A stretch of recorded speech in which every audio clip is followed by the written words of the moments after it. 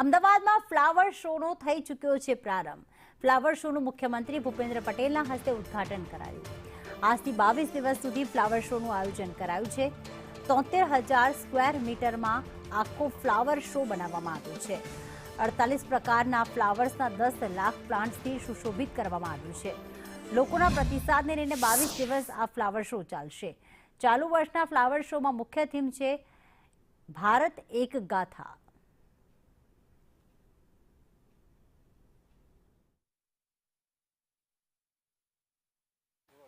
ચૌદમા flower શોની સાથે ભારત એક ગાથાની થીમ પર આ વખતે ફ્લાવર શો તૈયાર કરવામાં આવ્યો છે। આંતરરાષ્ટ્રીય ફ્લાવર શોની ઝાંખી નિહાળવા માટે મોટી સંખ્યામાં દર વર્ષે માનવ મહેરામણ ઉમટી પડતું હોય છે, ત્યારે પૂરતી વ્યવસ્થા પણ કરવામાં આવે છે। મુલાકાતીઓ છે, એમની સાથે વાત કરીએ।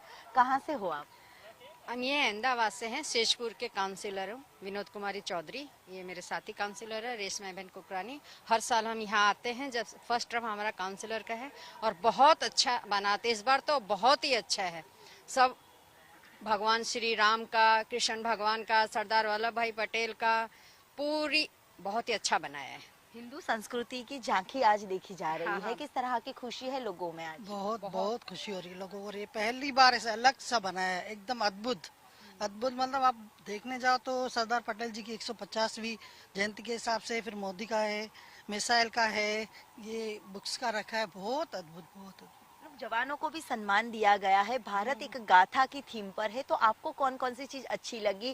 बच्चों के लिए भी अलग अलग सिक्स जितने जोन भी बनाए हैं। આનાથી છે ને અવેરનેસ સ્પ્રેડ થશે કે લોકોમાં શું છે અને આ બુક્સનું મતલબ શું છે, એન્ડ જે ભગવાનોનું રાખેલું છે અહીંયા, એનાથી બી અવેરનેસ સ્પ્રેડ થાય કે શું છે અને શું થાય છે એકચ્યુઅલમાં। એ લોકો સર્ચ કરશે, પોતા આગળ વધશે, એડ્યુકેશન બી વધશે આનાથી। ફ્લાવર શો જોયો, કેવું લાગ્યું? બહુ સારું લાગે। જરૂર, એટલે ફ્લાવર શોમાં મુલાકાતીઓ છે તે ફ્લાવર શો નિહાળી પણ રહ્યા છે અને અલગ અલગ જે ઝાંખી દર્શાવવામાં આવી છે તે આકર્ષકનું કેન્દ્ર પણ બની રહી છે મુલાકાતીઓ માટે।